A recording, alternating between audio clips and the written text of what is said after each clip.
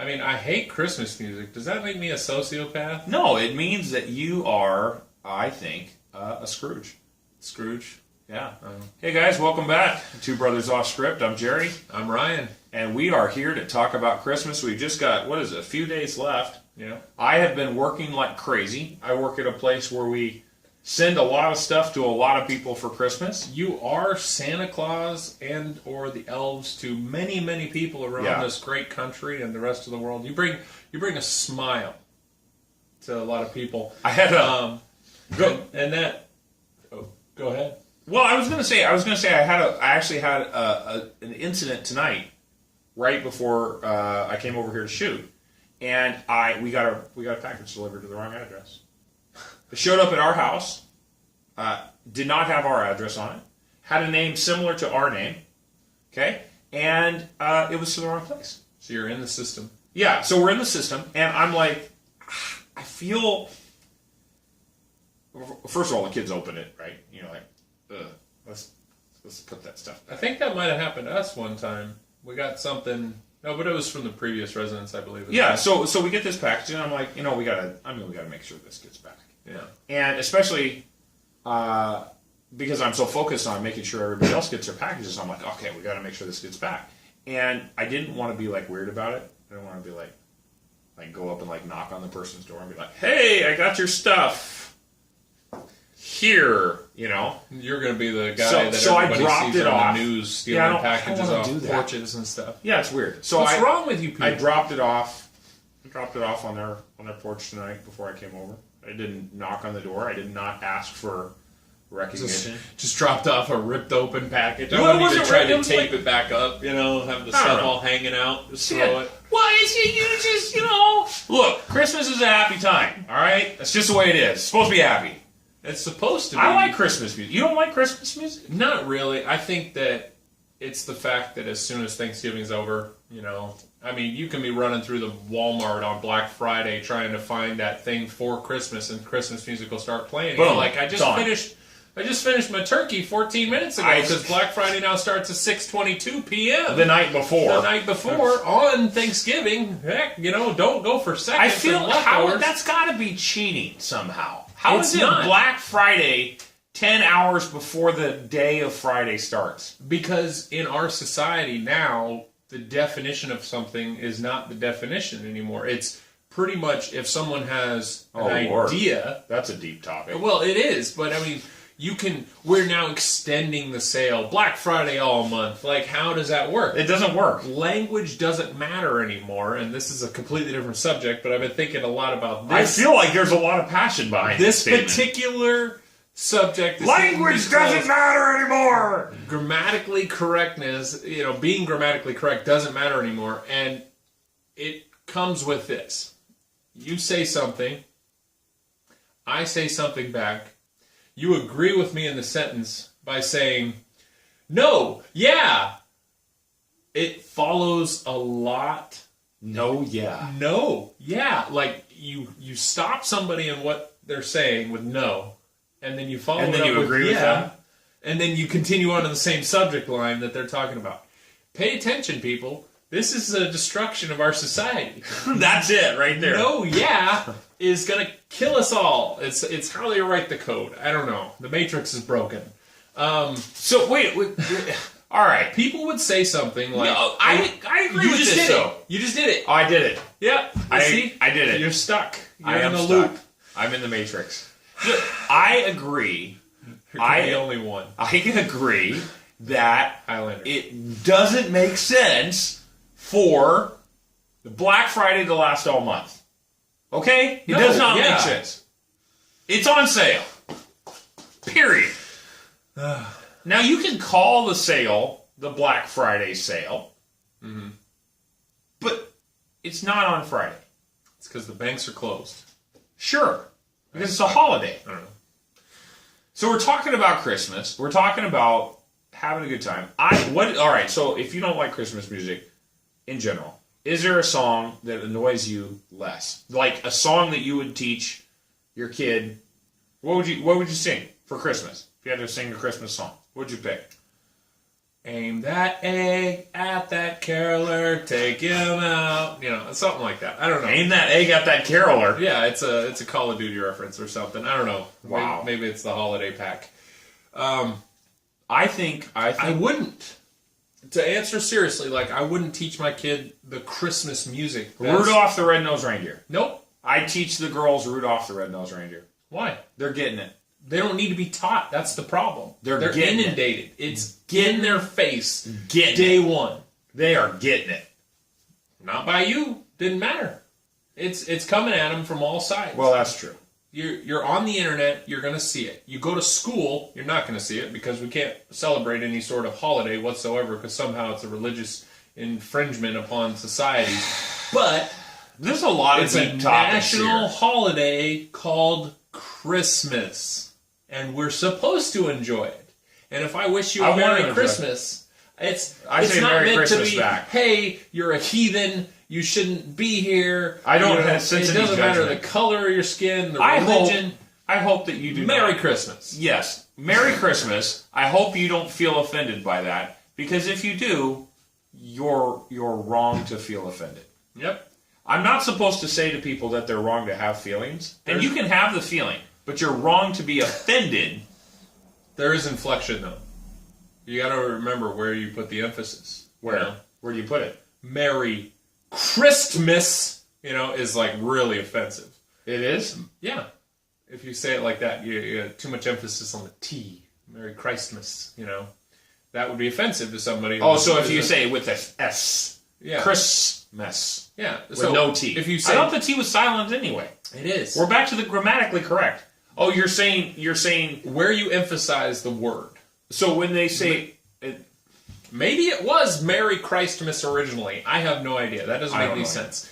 But if you emphasize certain letters of the word, you could possibly be offensive. I'm not saying that I've ever heard this, but I'm saying from an analytic point of view that you could theoretically be offensive while saying Merry Christmas if you say it the wrong way.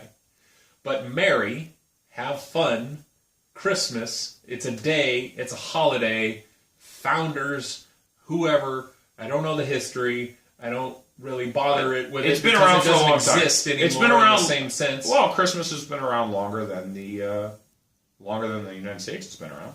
Sure. Christmas has been around, I think, longer than the country of England has been around.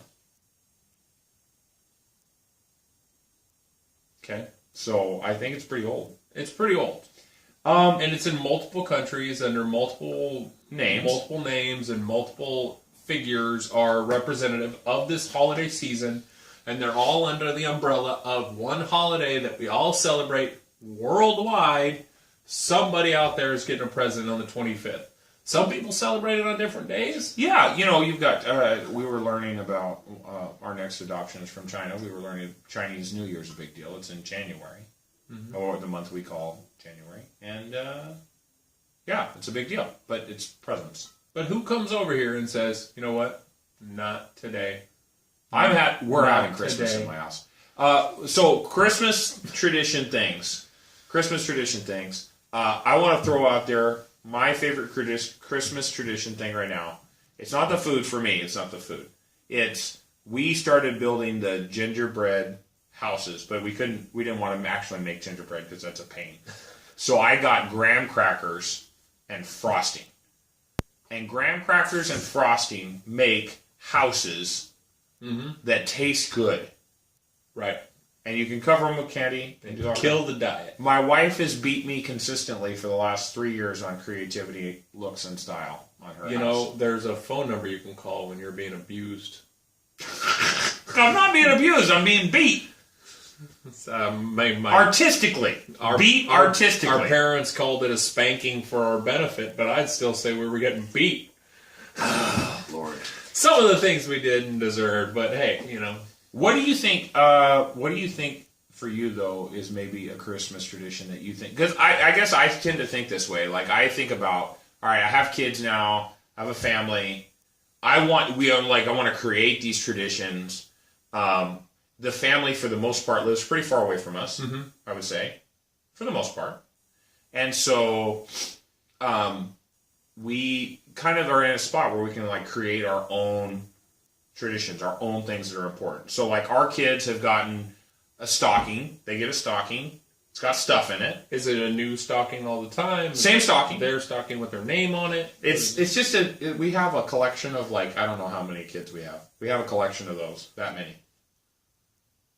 Like 17 stockings? There's just a lot. Okay. There's just a lot of kids. I want to go back to traditional tube sock hanging from the mantelpiece. I like that. That's what I want. I don't want a wool sock. Do you remember we had our own? Yeah, we had stockings when we were kids. Yeah, with their names on it. I don't remember who made them. I think it was a grandparent or something, a great grandparent. I remember those were a big deal when those came out. They were.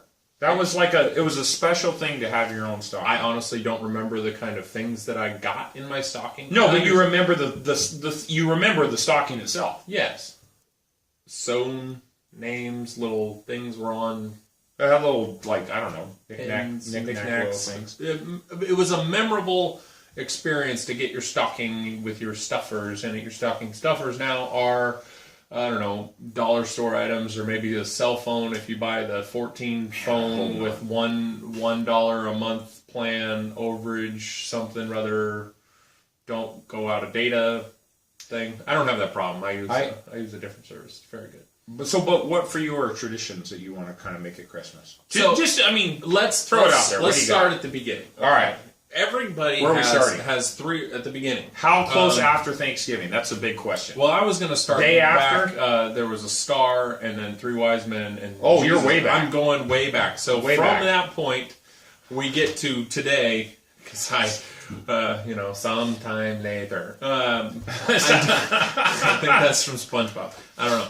But there's everyone who celebrates Christmas does it in their own way. The lesson that you get, you're taking something that's traditional and you're making it your own and you're doing it your own way. Whether it be the gingerbread houses, which I don't think has any semblance to it whatsoever. I think that's something with Hansel and Gretel. And somehow it's been just paganized or whatever. Works. I have no idea. It's a lot of fun. You've got, say, the lighting. Okay, let's start with lighting. Lighting has, some people are lights up all year long because they don't want to take them off and risk breaking their neck every year. The other people are, my tree is inflatable and that way I can avoid any sort of mess in the home, or the artificial tree that you have to assemble like some sort of, we've got that tower of. Yeah, it's a tower. Bristles that keep falling off. And it looks pretty nice. Yeah, ours looks fine. It's artificial. There's no way I'm going to go buy a tree every year. I did for a while, and it was sticky and messy. It's a mess. Don't deal with the mess. But a box that you can pack up and stuff into a closet that you only see once a year is great. So you've got that. You've got the lights, the tree, your wreath. If you do a wreath, maybe you're in a neighborhood that does a door decorating party or a competition or something like that. If you give me the incentive to do the thing, I will probably really not want to do it anyways. But I might throw in my. If there is an achievement to unlock, I'll throw in my cheap bid at it, and if I get it, I get it. If not, I don't really care. It was 99 cents. But none of these things really matter to me anymore because I think for me, giving away stuff. Seeing the look on somebody's face when they open a present like that I did. That's the thing that gets me. Like, you got a lot of kids, so you get like 18 times of that look. But they all kind of bad, though. Do your kids more or less appreciate the things that you give them? Hands down. My kids love our presents. My kids love feeling loved. They love feeling thought about. And my wife does a phenomenal job. And I'm not pandering. She just does a really, really good job. It's one of the things that I've told her makes me feel loved is like when I get a thoughtful gift. I really, really appreciate that. I feel bad because for the entire course, I think, of our relationship, I've always worked these jobs where I'm working like to the minute of Christmas. Mm-hmm. Right? Like I am working the day before Christmas. However many hours? 10 hours. So when they hear a clatter at the downstairs, do they come running down thinking it's Santa Claus anymore, or is it all? Well, I never let Santa Claus never got the credit. I want the credit. Yeah. I told my kids Mommy and Daddy buy you presents because we love you. Period. That started. So they know Santa is more than less than something rather fictional. Santa is something that a lot of kids believe in, and we need to be nice to them at school because they still believe in Santa Claus. But my presents come from my mom and dad, who bought them with money from a job. That's it. That is the way it goes down. I want the credit. I don't want no fat elf getting any credit. I want the credit because I worked for that money. I will not be participating in the myth of Santa Claus. It's a waste of your time. Yep. Take the credit. It's not like you're going to get it when they get older. Your kids turn into late teenagers, 15-year-olds. They're going to be like, oh, Dad, Santa brought me a computer. No. Like, you bought them. Your one it doesn't boy get better. Has a very deep voice at 15 years old. But he's... My son. The points go to the person that deserves the credit, generally. Well, my wife deserves credit. Right. She did the shopping. But do she the did kids the wrapping. actually appreciate the present? Or I have seen them open presents on birthdays. Mm-hmm. On my son's birthday, they were very helpful with opening the presents for my son. They're super helpful. No problems there. Right, they're good at it. Literally couldn't get a picture of the actual present because it was like a swarm on top of one person opening presents, and they were like, you know what, our fingers, many hands make light work. And he didn't know what he got because everybody else got it. But it all stayed here, you know, so he got to play with it. But he had no clue what the presents were. So it's nice that he gets things, but like me and my wife, we believe that we should give presents to the other kids. Our kid might get one thing, and then everybody else gives him something, right? So the grandparents give him something, and the great-grandparents give him something or whatever, and he got the hookup through the extended family. But for us, it's like one thing. But the expectation of 2, 3, 7 presents, you know, that is typical. Yeah. It's not necessarily a bad thing to explain to your kid, hey, this is what you get, this is what you deserve, this is what you earned, or I gave it to you just because I love you, or something like that. But when someone can give the expectation up with a list, like, it'd be the worst thing in the world for your kid to bring you a list of presents, because maybe you don't know. You know, I exactly hope I never. Do you think we ever did that? I don't remember ever giving my parents a list. I don't think we gave them lists. I bet you're the one that would have given them a list. I probably did. Would have been very detailed. You know, I wanted the G.I. Joe and this guy and that guy and Snake Eyes, this set. And when I was a kid, I did have a deep voice like that.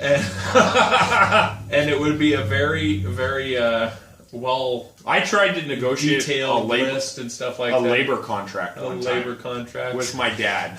All for Christmas, I don't want to do chores this next year. That's it. That's my only present I ask for. I was trying to negotiate from 25 cents to 50 cents an hour. You got an hourly? So did you. You must have been union or something like that. No, you got an hourly, too. No, I didn't. I did not get an hourly. If anything, it went to my mutual fund. You got paid the same 50 cents an hour that I did. Where'd it go? Well, I don't think we ever got it. I'm just telling you, like, you got paid that. All right. I remember my negotiation tactic for a raise was, you know, you do chores because you need to contribute to the family. I think that's a good lesson, though. It is. We're way off topic. All of these things go back to the main point: is the child doesn't have the capability until a certain age, no matter how smart they are, they'll still, in some way, shape, or form, believe that the thing that they got to unwrap under the Christmas tree was deserved. Right? Yeah. And that's the expectation of society, is you deserve the things that you get. Whether it be on the Black Friday deal, like, I got to save $7,000 this year because I only spent X amount of dollars at this store and I managed to make it to the other store before they were all sold out of big screens or something like that. Doorbuster deals and the cheapest way you can buy all these presents, the expectation is that no matter what happens in your life, The other people in your life are going to get something from you on this day. I guess I feel like though, maybe it was just because when I was in the military, I was away so much. I kind of got to a point where I felt very, very like for me, I felt very disconnected from my family, and it wasn't because anybody did anything wrong. It was just because of the distance and the space. I mean, I was gone. I was in a submarine. I was underwater. I was gone. But that's living life too. Sometimes it is separation, absolutely not having time. Absolutely, but it felt so disconnected from the rest of the world that I feel like I got to a point where, just for myself as an individual, where I didn't have an expectation anymore. I remember one of my Thanksgiving dinners, I had a Jack in the Box, like by myself. I went into a Jack in the Box on Thanksgiving dinner. Did you get some sort of festive food? I got eggnog shake. What's wrong with that? I don't know, but eggnog is now one of my favorite things. I like it. I don't drink it. I have never had it. I don't think I've ever actually had it with alcohol in it. I don't think I have either. Spiced rum or something like that. Like, I've had a lot of different booze. I mean, this is, as I'm saying in some of my other videos, if any of you are ever watching them, but it's my 25 beers of Christmas because I'm drinking 25 different beers, but I'm not pounding them down. You know, I'm having a couple a night or a big one or something like that, doing a little, hey, it's me drinking a beer. I'm drinking 25 different ones, and I'm only doing it because on January 1st, which isn't necessarily a resolution, yes, it falls under the category, but I made the resolution months ago that come the beginning of next year, because you need to pick a date if you're going to make a decision in your life to change something. You have to set a start date and stick with that hard number. Yeah. That I wasn't going to drink for 6 months. The longest I've ever gone not drinking since I was turned legal age. That's good. Just as a choice. Let me ask you this, and I do think that's a good thing. What do you think you, as an individual, you know, I think when we're kids, we always hope for toys, right? We always hope for entertainment, money. Like, we hope for real simple things, right?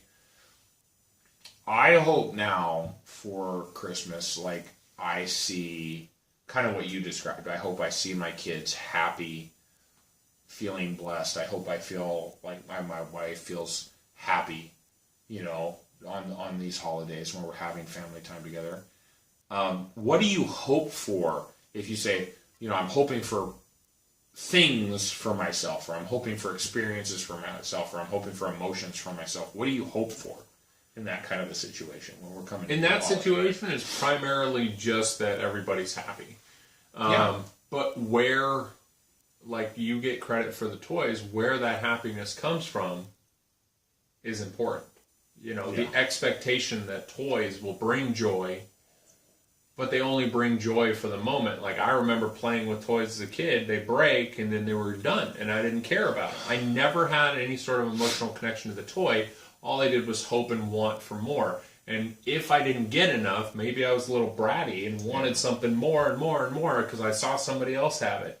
And I think that that's where we're at in society, too, is we want more for less. And the same thing goes down with Black Friday. It's like, we want more for less, and so we're willing to trample people for it. Maybe nobody, I'm midway back in the line. I'm not the guy who's going to get trampled or whatever, but you are the person who actually does the trampling, because the first person in the line is the one that fell over.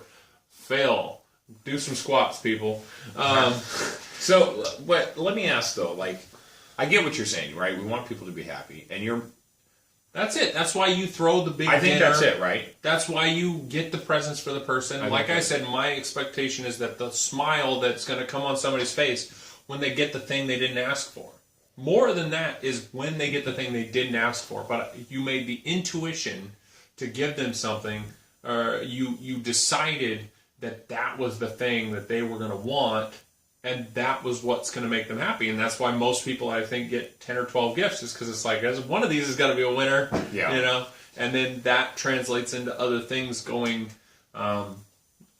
like, you end up with 10 presents for everybody, because you get 10 for one person you really want to make happy. You got to get 10 for the person who's going to see them open those 10 presents. I think, though, there's almost a problem that we don't talk about there, which is like there's a feeling a lot of times of the person who's unhappy with what they got, right? And I think that this it's a counter side to what you're talking about, which is you get into a point, especially if you're a person who wants to see other people happy, okay? So you do the effort, you do the thought process, you put the effort into it, and then you get, Well, don't buy it. That's a very classic one, I think. A man buying a woman like a kitchen appliance or a power tool or something like that, and then it's the lady unwraps a chainsaw, and the guy's like, "Wow, honey, you got a chainsaw! Let me take that." You know, that was an old joke. I think that's how it's portrayed. But I mean, I think there are genuinely people who, when they receive something that did have thought to it and did have effort to it,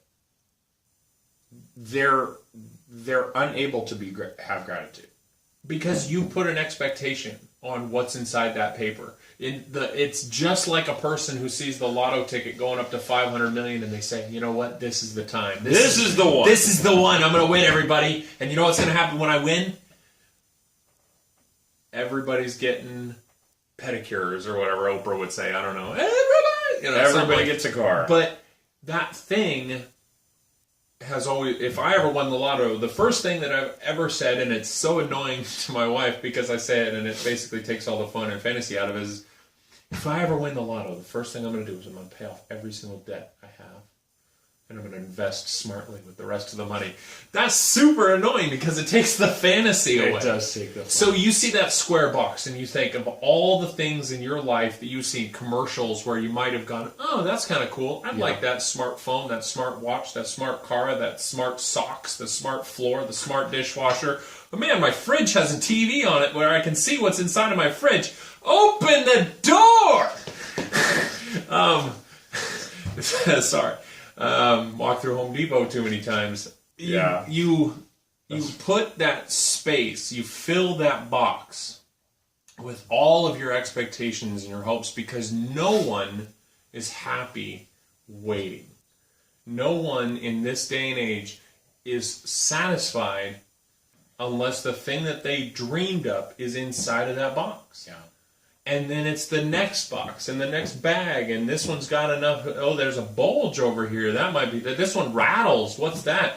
This has got something in it. You know, that one has a live animal sticker on it. Well, okay, I shouldn't shake that one that hard. It's your expectations that drive that disappointment because you put it in your mind that you're getting somebody the great thing. They put it in their mind that they're getting the great thing that they know that you didn't know that they wanted, but somehow you knew it because they were wink, wink, nudge, nudge at the storefront window. Or you say, I'm not going to get you anything this year. Don't give me anything this year. Let's be cheap. Let's be simple. Let's just focus on everybody else. You don't get the present. And then all of a sudden it's like, well, I thought at least I'd get a card. Or maybe I was going to get a pedicure. Or a gift card or something, but no thought, nothing whatsoever. Yeah. I can't believe you wouldn't even do anything for me. I mean, I know we said we weren't going to, and what do you think? The expectation is the worst part. So I've always said simple things. I say the things that are going to make me happy is I want the really, really, really expensive thing I know I'm not going to get. That's strategy number one. Because then it sets everything else underneath that bar is totally attainable. And then it's a joke gift. And then there's the, a scratch ticket. I'll tell you what, I'll split it with you if we win. And then there's the, give me socks and underwear. I literally have everything I want because I buy everything I want. And you don't need to get me anything on Christmas because, hey, it's my money anyways. But I do want to ask on the kid and the other people. Yeah. You know, what's their favorite color? Stick with that. That's the simplest way to go. So I wanted to say, I know we got probably 2 minutes max here, but I did want to say, I think presents break, right? Toys break. Kids, things go out of style, right? Kids grow out of clothes. The memories of family time together, the memories of joy, the memories of love, the memories of celebration, the memories of spending time together that's positive. Like, Christmas is fun on purpose, and I want it to be fun on purpose for my kids. And I love this. I love this season. I like cheesy Christmas music. I like eggnog, and I wish they served barbecue instead of turkey sometimes at Christmas. But I'm good with it. Yeah. And I like this holiday.